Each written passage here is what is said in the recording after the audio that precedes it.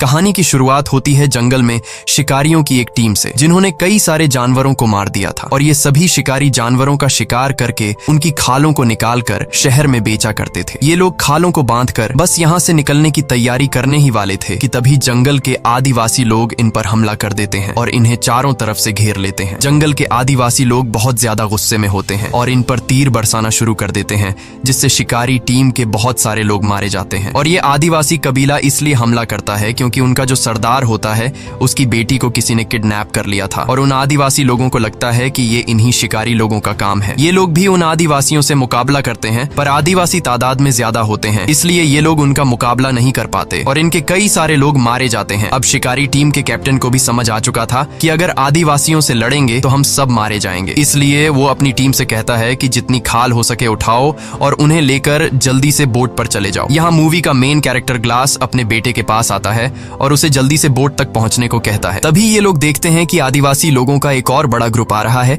इसलिए ये लोग लड़ना छोड़ देते हैं और अपनी जान बचाने के लिए तेजी से बोट की तरफ भागते हैं। इसी बीच शिकारी टीम के और भी कई सारे लोग मारे जाते हैं। बस कुछ ही लोग बोट तक पहुंचकर यहाँ से निकल जाते हैं। उनके जाने के बाद आदिवासी लोग शिकारियों से बची सारी खालों पर कब्जा कर लेते हैं और कबीले के सरदार को यहाँ अपनी बेटी नहीं मिलती। अब कबीले का सरदार अपने लोगों से कहता है कि यहाँ पर जितनी भी उन अमेरिकन शिकारियों से खालें बची हैं उन्हें उठा लो। इन खालों को हम फ्रेंच शिकारियों को दे देंगे, बदले में हम उनसे घोड़े और बंदूकें ले लेंगे और मेरी बेटी को तब तक ढूंढते रहेंगे जब तक वो मिल नहीं जाती। दूसरी तरफ ये अमेरिकन शिकारी लोग काफी दूर जाने के बाद भी डरे हुए होते हैं और बंदूक तान कर तैयार रहते हैं, क्योंकि उन्हें भी पता था कि वह आदिवासी लोग इनका इतनी आसानी से पीछा नहीं छोड़ेंगे और वो कभी भी इनके ऊपर हमला कर सकते हैं। अब यहाँ पर इन लोगों को समझ नहीं आ रहा होता कि हमें किस तरफ जाना चाहिए। तब कैप्टन ग्लास से पूछता है कि हमें क्या करना चाहिए। ग्लास कहता है कि हमें इस बोट को छोड़ के जमीन के रास्ते चलना चाहिए, क्योंकि वो आदिवासी लोग नदी को फॉलो करते हुए जल्दी हमारे तक पहुंच जाएंगे, इसीलिए जमीन ही हम सबके लिए सबसे सेफ रास्ता है। लेकिन ग्लास की इस बात से इनके ग्रुप का एक आदमी जिसका नाम गैराल्ड है, उसे ग्लास का ये फैसला ठीक नहीं लगता। वो कहता है कि अगर हम जमीन से जाएंगे तो वो लोग हमें जल्दी मार देंगे, क्योंकि जमीन का रास्ता बहुत लंबा है और हमें घर पहुंचने में कई हफ्ते लग जाएंगे। लेकिन टीम का कैप्टन गैराल्ड से कहता है कि ग्लास इस जगह को हमसे बेहतर जानता है, इसलिए हमें उसकी बात मान लेनी चाहिए और ये लोग तय करते हैं कि अब हम जमीन के रास्ते जाएंगे। अब यहाँ गैराल्ड भी कैप्टन की बात मान लेता है, लेकिन कुछ लोगों को ग्लास का जमीन से जाने का फैसला ठीक नहीं लगता, इसलिए वो लोग बोट के जरिए नदी से होते हुए घर पहुंचने का फैसला करते हैं। इसके बाद जो जमीन के रास्ते से जाने वाले थे वो बोट से उतर जाते हैं और बोट में बैठे कुछ लोग नदी के रास्ते से आगे बढ़ते हैं। यहाँ कैप्टन सभी से कहता है कि हमें सारी खालें यहीं पर छोड़नी चाहिए ताकि रास्ते में हमें किसी भी परेशानी का सामना न हो। कैप्टन की बात सभी को ठीक लगती है, जिसके बाद ये लोग सारी की सारी खालें पत्थरों के नीचे छिपा देते हैं ताकि अगर फ्यूचर में ये लोग फिर कभी इस जगह पर आए तो इनकी खालें उन्हें मिल जाएं। और अब ये सारे के सारे जंगल के रास्ते चलना शुरू कर देते हैं। पर अब उनके लिए मुश्किलें बढ़ने वाली थी, क्योंकि जल्द ही सर्दी का मौसम आने वाला था और उन्हें कई हफ्तों तक पैदल चलकर अपने घर पहुंचना था। लेकिन इसके अलावा उनके पास कोई दूसरा रास्ता नहीं था, इसलिए ये सभी लोग ठंड से मुकाबला करने के लिए तैयार थे। जंगल के रास्ते से पैदल चलते हुए शाम हो जाती है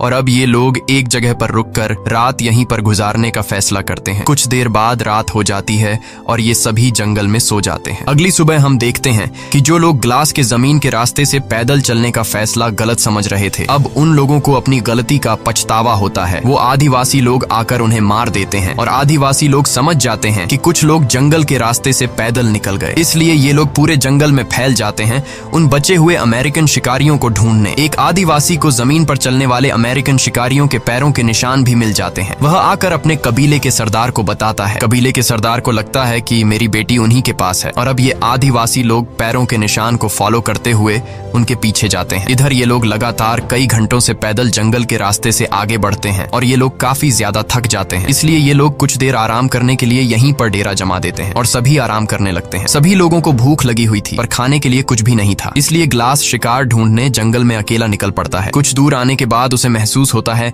कि आसपास कोई है, इसलिए ग्लास बंदूक उठाकर रेडी हो जाता है और तभी उसे सामने भालू के दो छोटे बच्चे दिखाई देते हैं। इससे पहले कि ग्लास वहां से निकल पाता तभी एक बड़ा भालू उस पर हमला कर देता है, जिससे ग्लास के हाथ से बंदूक गिर जाती है। वो भालू ग्लास को उठाकर पटकता है और ग्लास को बुरी तरह से जख्मी कर देता है। अब ग्लास कुछ भी नहीं कर सकता था, इसलिए वो आराम से जमीन पर लेट जाता है। ग्लास जब शांत होता है तो भालू भी वहां से जाने लगता है, लेकिन ग्लास शिकार पाने के लिए किसी तरह करके अपने गन के पास पहुंचता है। तभी वो भालू दोबारा से ग्लास पर हमला करने के लिए आता है। ग्लास जल्दी से बंदूक से उसे गोली मारता है, पर वह गोली भालू के सर में लगने के बजाय उसके गले में लग जाती है, जिससे भालू अब और ज्यादा चिढ़ जाता है और अपने पंजों से ग्लास के गले को चीर देता है। लेकिन भालू रुकता नहीं और वो ग्लास के पूरी बॉडी को बुरी तरह से अपने पंजों से काट देता है। गोली लगने की वजह से भालू भी कमजोर हो चुका था। ग्लास अब किसी तरह करके चाकू निकालकर उस भालू पर कई वार करता है, जिससे ये दोनों ढलान से लुढ़कते हुए नीचे गिर जाते हैं, जिसके बाद वह भालू भी ग्लास के ऊपर गिर जाता है। लेकिन भालू मर चुका था और ग्लास भी लगभग मर ही चुका होता है,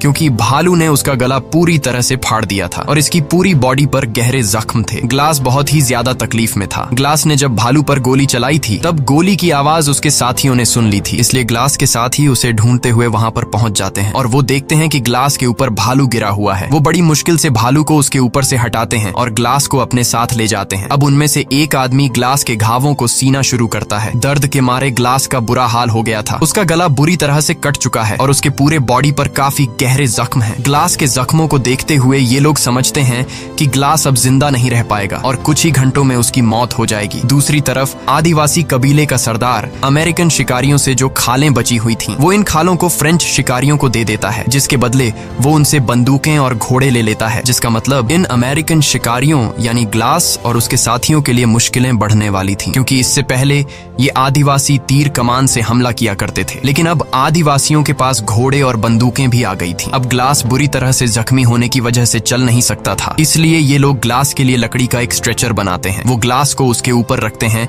और आगे बढ़ना शुरू करते हैं। इस तरह से ये लोग बारी बारी से ग्लास को उठाते हैं। ये लोग ग्लास को काफी दूर तक ले आते हैं, पर आगे का रास्ता बहुत ही मुश्किल था, क्योंकि आगे एक ऊंचा पहाड़ था जहां से इन लोगों को गुजरना था। ये पहाड़ी रास्ता इतना खराब था कि वहां से अकेला आदमी भी ठीक से नहीं चढ़ पाता था, इसलिए ग्लास को यहाँ से चढ़ाना नामुमकिन था। ये लोग फिर भी कोशिश करते हैं, पर ये लोग ग्लास को नहीं चढ़ा पाते। तभी उनका जो कैप्टन होता है वो अपने एक आदमी को बोलता है कि ग्लास के मुंह पर कपड़ा रखो। दरअसल वो ग्लास को गोली मारने वाला होता है, क्योंकि उसको लगता है कि ग्लास तकलीफ से गुजर रहा है और वैसे भी ग्लास अब बच नहीं सकता। ग्लास दर्द से तड़प रहा होता है और उसको यहाँ से घर ले जाना लगभग नामुमकिन है। कैप्टन ग्लास को मारने ही वाला होता है कि तभी ग्लास का बेटा सामने आकर बोलता है कि ऐसा मत करो। कैप्टन को उस पर तरस आ जाता है और वो ग्लास को गोली नहीं मार पाता, क्योंकि ग्लास की वजह से ये सभी जिंदा बचे होते हैं। कैप्टन वहाँ पर मौजूद सभी लोगों से कहता है कि जो भी 2 लोग ग्लास के मरने तक उसके पास रुकेंगे उसे गाँव वापस आते ही $70 दिए जाएंगे। कैप्टन कहता है कि ग्लास ने हम सबकी मदद की है और कैप्टन चाहता था कि ग्लास को नेचुरल डेथ मिले और जब ग्लास मर जाए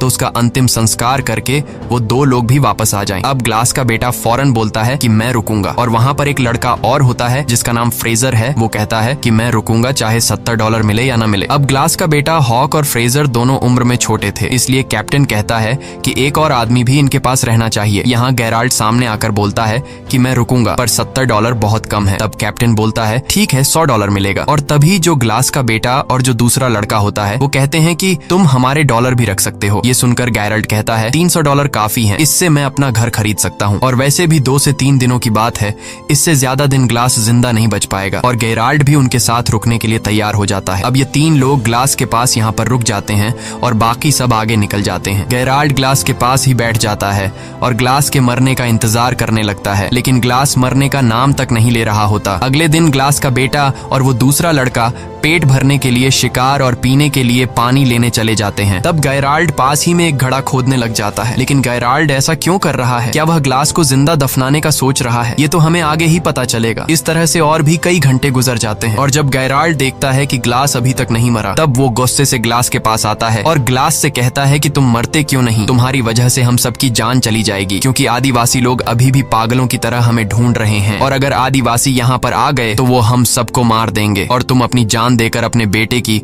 और हम सबकी जान बचा सकते हो। अब गेराल्ड ग्लास से कहता है कि अगर तुमने अपनी पल के नीचे झपका ली तो मैं समझ जाऊंगा कि तुम मरने के लिए तैयार हो। ग्लास बेचारा काफी देर तक कोशिश करता है कि उसकी पल के न झपके, लेकिन तब गेराल्ड उसे कहता है कि मुझे लगता है कि तुम अपने बेटे को भी नहीं बचाना चाहते। ग्लास गेराल्ड की बात सुनकर अपने बेटे को बचाने के लिए अपनी पल के नीचे झपका देता है। ये देखकर गेराल्ड ने उसके मुंह में कपड़ा घुसाकर उसकी सांस रोक दी और ग्लास अब तड़प कर मर रहा होता है। तभी ग्लास का बेटा आकर गेराल्ड को बंदूक बंदूक से पीछे धकेल देता है। ग्लास का बेटा गैरल्ड पर बंदूक तान देता है और उसे मारने की धमकी देता है। गैरल्ड उसे समझाने की कोशिश करता है कि मैं ऐसा क्यों कर रहा था, लेकिन ग्लास का बेटा उसकी कोई बात नहीं सुनता और चिल्लाने लग जाता है, जिसके बाद गैराल्ड ग्लास के सामने ही उसके बेटे को पेट में चाकू मारकर मार डालता है। ग्लास का गला पूरी तरह से कटा होता है, इसलिए वो चिल्ला भी नहीं पाता। वो सिर्फ अपने बेटे को मरता हुआ देखता है और गैराल्ड उसके बेटे को उठाकर दूर एक जगह में छिपा देता है ताकि जब वह तीसरा लड़का वहां पर आए तो वह इसे न देख पाए। कुछ देर बाद जब वह लड़का वहां पर आता है,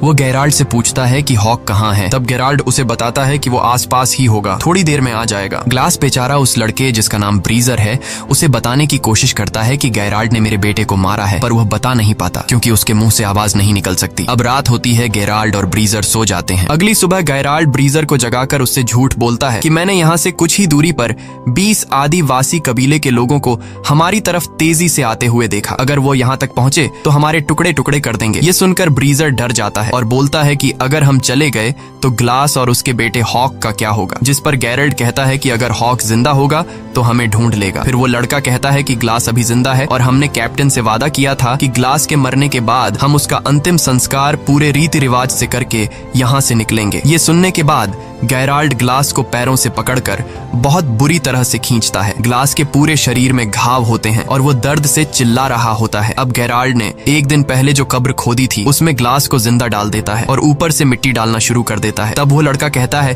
कि ये तुम क्या कर रहे हो। गैराल्ड कहता है कि ये आज नहीं तो कल मर ही जाएगा और जैसा कि हमने वादा किया था उसका अंतिम संस्कार पूरे रीति रिवाज से किया जाएगा, तो मैंने अपना वादा पूरा कर लिया है। वो उसके ऊपर थोड़ी सी मिट्टी डाल देता है और वहां से चला जाता है और उस लड़के को बोलता है कि तुम भी मेरे साथ चलो। ब्रीजर को ग्लास के इस हाल के लिए बहुत दुख होता है। वो ग्लास से कहता है कि सॉरी मिस्टर ग्लास, मुझे जाना होगा, और ये कहकर वो पानी की एक बॉटल ग्लास के ऊपर रखकर वहां से निकल जाता है। अब यहाँ पर ग्लास अकेला है, वो तड़प रहा है। ग्लास कई घंटों तक उसी जगह पर जहाँ उसे दफनाकर चले गए थे अधमरी हालत में लेटा रहता है। वो सोचता है कि यहाँ पड़े पड़े वैसे भी मरना है तो क्यों न बचने की कोशिश की जाए। वो पूरी हिम्मत जुटाकर अपने हाथ पैर हिलाता है और बहुत तकलीफ से गुजरकर वो कब्र से बाहर निकलता है। ग्लास बहुत ज्यादा तकलीफ में होता है। वो रेंगते हुए सीधा उस जगह पर जाता है जहाँ उसके बेटे की लाश है। वो अपने बेटे की लाश को देखकर पूरी तरह से टूट जाता है और बदले की आग में जलने लगता है। उसके बाद वो अपने बेटे की लाश के ऊपर सिर रखकर सो जाता है। दूसरी तरफ सुबह होने पर गैरल्ड ब्रीजर को उठाकर कहता है कि जल्दी उठो, हमें यहाँ से निकलना होगा। आदिवासी कबीले के 12 लोग हमारे पीछे आ रहे हैं। ये सुनकर ब्रीजर गैरल्ड से कहता है कि तुमने तो कहा था हमारे पीछे 20 लोग लगे हैं। वो समझ जाता है कि गैराल्ड ने उससे झूठ कहा था, इसलिए वो गैराल्ड पर बंदूक तान लेता है। तब गैराल्ड ब्रीजर से कहता है कि तुम्हें तो मेरा शुक्रिया अदा करना चाहिए। मैंने तुम्हारी जान बचाई और तुम्हें डराना जरूरी था, क्योंकि एक अधमरे इंसान के साथ हम अपनी जान खतरे में नहीं डाल सकते थे। वैसे भी ग्लास मरने वाला था और अगर तुम जिंदा रहना चाहते हो तो मैं जैसा कहता हूँ वैसा करो, वरना तुम अकेले ग्लास के पास वापस जा सकते हो। ये सुनकर डर के मारे ब्रीजर गैराल्ड की बात मान लेता है और उसके साथ आगे बढ़ने लगता है। दूसरी तरफ ग्लास उसी जगह पर होता है और अब ग्लास को भूख लगती है। वो रेंगता हुआ एक जगह पर जाता है जहाँ किसी जानवर का स्कल पड़ा होता है। वो उसमें से एक हड्डी तोड़ता है और जो सूखा हुआ मांस होता है उसे खाता है। फिर वो रेंगता हुआ एक पहाड़ी के छोर तक जाता है जहां वो देखता है कि नीचे एक नदी है। ग्लास को अब प्यास भी लगी थी। वो बड़ी मुश्किल से उसी तरह रेंगता हुआ उस नदी के किनारे पहुंच जाता है और पानी पीने लगता है। लेकिन जब वो पानी पीता है तो पानी उसकी गर्दन से बाहर निकल जाता है क्योंकि उसकी गर्दन कटी हुई थी। अब ग्लास को सबसे पहले अपने घावों का इलाज करना था। उसके पास थोड़ा बारूद बचा होता है। वो सूखी घास इकट्ठा कर आग जला लेता है और थोड़ा सा बारूद अपनी गर्दन के उस हिस्से पर डालता है जहां गला कटा हुआ था। फिर वो एक जली हुई लकड़ी को अपनी गर्दन में लगाता है जिससे बारूद जलकर एक चिंगारी पैदा होती है और उस चिंगारी से उसकी गर्दन जल जाती है। वो ऐसा इसलिए करता है ताकि जलने से जो उसका घाव फटा हुआ है वो चिपक जाए। इस दौरान ग्लास को बहुत दर्द होता है और दर्द के मारे वो बेहोश हो जाता है। उसके बाद ग्लास कई दिनों तक उसी नदी के किनारे रहता है। वो पानी पीकर और मरे हुए जानवरों का मांस खाकर अपने आप को जिंदा रखता है। एक दिन वो आदिवासी कबीले वाले लोग उसी नदी के किनारे आ जाते हैं और इससे पहले कि वो ग्लास को देख पाते, ग्लास जल्दी से नदी में कूद जाता है। वो नदी में तैरता हुआ उन आदिवासी लोगों से काफी दूर चला जाता है। नदी के इस बर्फीले ठंडे पानी में रहने के बाद ग्लास का ठंड से बुरा हाल हो गया था। वो बहुत मुश्किल से आग जलाकर अपनी बॉडी को गर्म करता है और अब यहीं पर पर रहने का फैसला करता है। इस तरह से ग्लास को यहाँ पर रहते हुए काफी दिन गुजर जाते हैं। अब उसके जख्म भी ठीक हो चुके थे और ग्लास थोड़ा बहुत चलने लगा था। नदी के किनारे होने की वजह से उसे पानी की तो कोई कमी नहीं थी, लेकिन पेट भरकर खाना उसे बहुत मुश्किल से मिलता था। वो वहां नदी से मछली पकड़कर उसे कच्चा खाकर गुजारा किया करता था और अपने आप को जिंदा रखता। अब एक रात को जब वो सो रहा होता है तभी उसको आग की कुछ लपटें दिखाई देती हैं और जब वो उस तरफ जाता है तो वहां पर एक आदमी होता है जिसने बहुत बड़ा शिकार किया था और वो उसे खा रहा होता है। ग्लास उसके पास जाता है और जैसे ही वो ग्लास को देखता है वो अपना तीर और कमान उस पर तान देता है। ग्लास इशारों से बताता है कि मैं तुम्हारे लिए कोई खतरा नहीं हूँ, मुझे बस खाना चाहिए। वो आदमी समझ जाता है और ग्लास को खाने के लिए शिकार का एक टुकड़ा देता है और दोनों पूरी रात वहीं सो जाते हैं। सुबह उठकर वो आदमी जब ग्लास के जख्मों को देखता है तो वो ग्लास से पूछता है कि ये तुम्हें क्या हुआ है। तब ग्लास उसे बताता है कि मैं अपनी टीम के साथ शिकार पर था और मेरी ये हालत एक जंगली भालू ने की है, जिसके बाद मेरे साथियों ने मुझे मरने के लिए जंगल में ही छोड़ दिया और उन्होंने मेरे बेटे को भी मार दिया। ये सुनकर उस आदमी को ग्लास के लिए बहुत दुख होता है और ये जो आदमी है वो कहता है कि मेरे पूरे परिवार को भी फ्रेंच शिकारियों ने मार डाला। ये कहते हुए वो आदमी बहुत ज्यादा इमोशनल हो जाता है, पर वो कहता है कि वो उन फ्रेंच लोगों से बदला नहीं लेना चाहता क्योंकि बदला लेना ऊपर वाले के हाथ में है। वह आदमी ग्लास के जख्मों को देखते हुए कहता है कि तुम मेरे साथ ट्रैवल कर सकते हो और इसके बाद वो दोनों एक घोड़े पर आगे का सफर तय करते हैं। दूसरी तरफ गायराल्ड और ब्रीजर अपने गांव के काफी करीब पहुंच जाते हैं, लेकिन गांव में एंटर होने से पहले गायराल्ड ब्रीजर से कहता है कि हमने जो भी किया उसके बारे में किसी को भी पता नहीं चलना चाहिए। वो ब्रीजर से कहता है कि अगर उन्हें सच पता चला तो कैप्टन हमें सूली पर चढ़ा देगा। मजबूरी में ब्रीजर उसकी बात मान जाता है। अब गायराल्ड और वो लड़का कैप्टन के पास जाते हैं और गायराल्ड कैप्टन को बताता है कि ग्लास के आखिरी सांसों तक हम उसके साथ रहे, हमने उसे अच्छी तरह से अंतिम संस्कार के साथ दफनाया और ग्लास का बेटा आदिवासी लोगों के हाथ लग गया और हम अपनी जान छुड़ाकर वहां से भाग आए। ये सुनकर कैप्टन अपने वादे के मुताबिक उन दोनों को $100 देता है, लेकिन वो लड़का पैसे लिए बिना वहां से चला जाता है। गेरल्ड उस लड़के के पैसे भी उठाकर बोलता है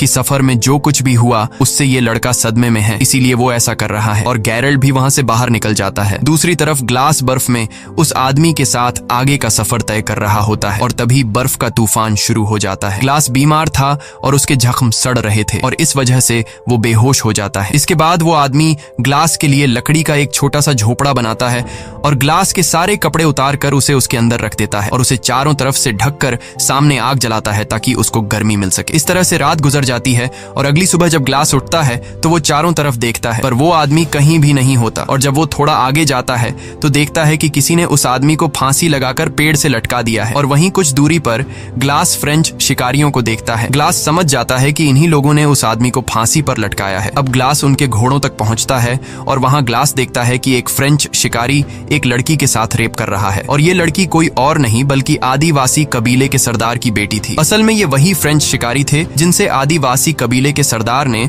खालों के बदले घोड़े और बंदूकें ली थी और इन्हीं फ्रेंच शिकारियों ने कबीले के सरदार की बेटी को किडनैप किया था। लेकिन कबीले के सरदार को लग रहा था कि उसकी बेटी को अमेरिकन शिकारियों ने किडनैप किया है। उसके बाद ग्लास चुपके से पीछे से आकर जो आदमी कबीले के सरदार की बेटी के साथ गलत कर रहा था उसे मार देता है और लड़की को आजाद कर लेता है। यहाँ ग्लास होशियारी से काम लेते हुए एक घोड़े पर बैठ जाता है और बाकी घोड़ों की रस्सियां खोलकर बंदूक से गोली चला देता है जिससे सभी घोड़े भाग जाते हैं और अब उन फ्रेंच लोगों के पास घोड़े न होने की वजह से वे ग्लास का पीछा नहीं कर पाते, पर भागते समय ग्लास का पानी का बोतल वहीं पर नीचे गिर जाता है। वहां से भागने के बाद ग्लास रात एक पेड़ के नीचे गुजारता है और जब सुबह होती है तो वो देखता है कि आदिवासी उस तक पहुंचने वाले हैं। वो जल्दी से अपने घोड़े पर बैठकर भागने लगता है, लेकिन वे आदिवासी उसके काफी करीब होते हैं। वो एक दो आदिवासी को गोली मारता है और घोड़े को और तेजी से भगाता है और दौड़ते दौड़ते सामने एक पहाड़ आ जाता है जिसके नीचे एक गहरी खाई होती है। लेकिन ग्लास अब रुक नहीं सकता क्योंकि अगर वो रुकेगा तो वे आदिवासी लोग उसे मार देंगे। इसलिए ग्लास घोड़े के साथ खुद को उस खाई से गिरा देता है और नीचे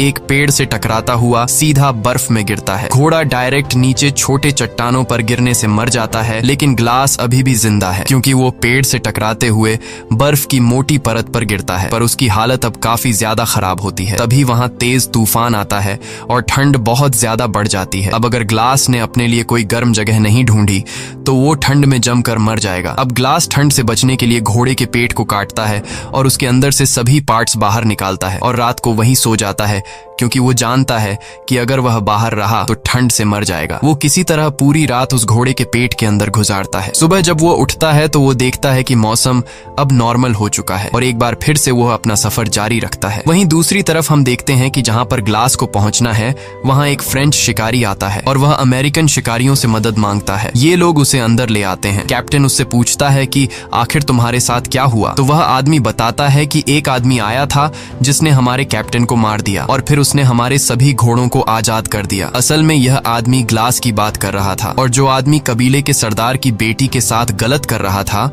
वह असल में उन फ्रेंच शिकारियों का कैप्टन था। वह आदमी बताता है कि घोड़ों के आजाद होने के बाद हमारी पूरी टीम बिखर गई। सर्दी के चलते हमारे कुछ लोग मर गए और कुछ को तो बेड़ियों ने मार दिया। सबूत के तौर पर यह आदमी इन लोगों को अपने साथियों का कुछ सामान दिखाता है और वह एक पानी की बोतल को दिखाते हुए कहता है कि जिस आदमी ने हमारे कैप्टन को मारा उसे जाते हुए यह पानी की बोतल गिर गई थी और यह वही बोतल होती है जो ब्रीजर ने ग्लास को उस जगह छोड़ते हुए उसके ऊपर रख कर आ गया था। ब्रीजर कहता है कि यह तो ग्लास की बोतल है जो कि मैंने उसे दी थी। अब ये लोग उस आदमी से पूछते हैं कि ग्लास ने तुम्हारे कैप्टन को कहाँ मारा था और वह आदमी 30 मील दूर वह जगह उन्हें बता देता है। जिसके बाद कैप्टन ब्रेजर और कुछ लोग ग्लास को ढूंढने के लिए घोड़ों पर निकल पड़ते हैं और यहाँ गेराल्ड को समझ आ जाता है कि अब वो फंसने वाला है। कई घंटों के सफर के बाद रात हो जाती है और ये लोग उस जगह तक पहुंच जाते हैं जहां पर उस आदमी को बोतल मिली थी। कैप्टन सभी लोगों को चारों तरफ ग्लास को ढूंढने के लिए कहता है और तभी उन्हें दूर से एक आदमी दिखाई देता है। जब ये लोग उसके करीब जाते हैं तो वो कोई और नहीं बल्कि ग्लास होता है और ग्लास को देखकर कैप्टन एकदम शॉक हो जाता है क्योंकि गेराल्ड ने तो उसे मरा हुआ बता दिया था। कैप्टन ग्लास के पास आकर उससे पूछता है कि तुम्हारे साथ क्या हुआ था। तब ग्लास उसे सारी सच्चाई बता देता है। जिसके बाद कैप्टन गेराल्ड को पकड़ने के लिए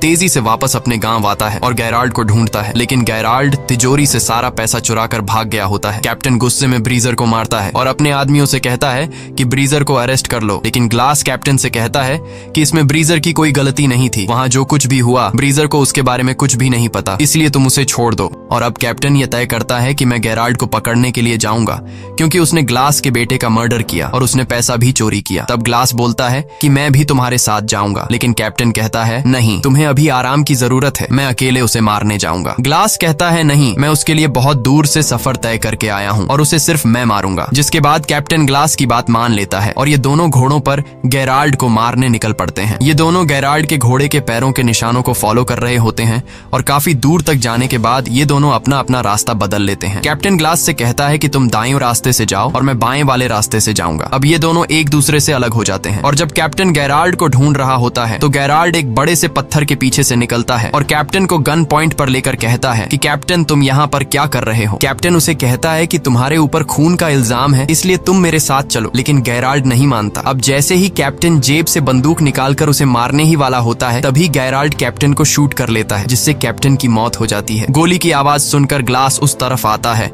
और ग्लास देखता है कि वहां पर कैप्टन की लाश पड़ी हुई है और गेराल्ड भाग चुका है। अब ग्लास समझदारी से काम लेते हुए लकड़ी की एक बड़ी टहनी तोड़ता है और उसे कैप्टन की पीठ पर लगा देता है ताकि उसकी पीठ सीधी हो जाए। जिसके बाद वह कैप्टन को घोड़े पर बिठा देता है और खुद पीछे वाले घोड़े पर लाश की तरह लेट जाता है ताकि गेराल्ड को ये लगे कि आगे ग्लास है और पीछे जो लेटा हुआ है वो कैप्टन की डेड बॉडी है। और होता भी ऐसा ही है। इन घोड़ों को देखकर गेराल्ड को लगता है कि आगे जो है वो ग्लास है और पीछे जो लेटा हुआ है वो कैप्टन की लाश है। जिसके बाद वह आगे वाले आदमी पर गोली चला देता है और गोली लगते ही वह गिर जाता है। गेराल्ड खुश हो जाता है और उसे लगता है कि ग्लास भी अब मर चुका है। वह धीरे धीरे डेड बॉडी की तरफ आता है। जब वह डेड बॉडी तक पहुंचता है और बॉडी को पलटता है तो उसे पता चलता है कि ये ग्लास नहीं बल्कि कैप्टन है। अब इससे पहले कि गेराल्ड कुछ कर पाता तभी ग्लास पीछे वाले घोड़े से उठकर गेराल्ड पर गोली चलाता है। ये गोली गेराल्ड के कंधे में लगती है और वह वहां से भागने लगता है। तब ग्लास भी उसका पीछा करता है और पीछा करते करते वह एक नदी के किनारे पहुंच जाता है